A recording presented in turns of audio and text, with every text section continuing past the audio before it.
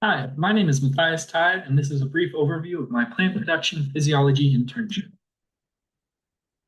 So, a little bit about me is I was born and raised in Flagstaff, Arizona, and I've always had a vested interest in Japan and Japanese culture. Alongside that, growing up in Flagstaff, I was integrated with nature, and so I'm very used to the environment, and this fostered my love for plants and the outdoors, and which is why I'm pursuing environmental science as well as Japanese at Northern Arizona University.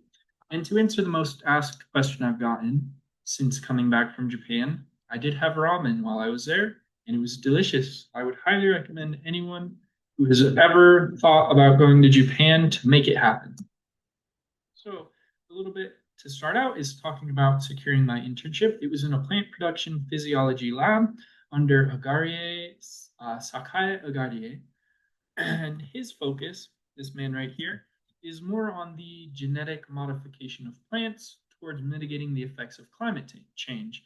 That being said, this was an internship in the lab and not research. So, what is plant production physiology? Well, this lab, as I mentioned earlier, main focus is mitigating and adapting to the effects of climate change. This can be in the form of sustainable agriculture, genetic editing, and the likes.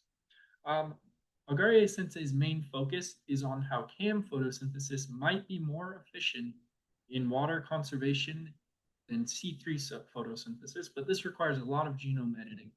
So basically, this is a brief summary of what that pathway looks like in Japanese, and this isn't too important. Just know that photosynthesis in rice would be a huge breakthrough for drought resilience in Southeast Asia.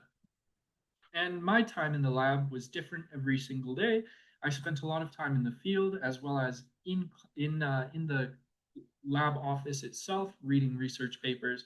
As you can see here, one day there were cats in the field.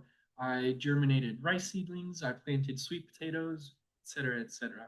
Alongside that, there was a lot of translations needed for daily life because when an email looks like that, you're gonna have to be able to translate. And this even went so far as to translating Agarie Sensei's keystone presentation for a conference in Vietnam, which looks something like that.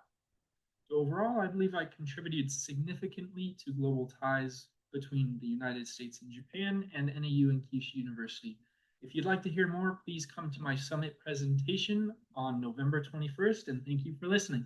Bye bye.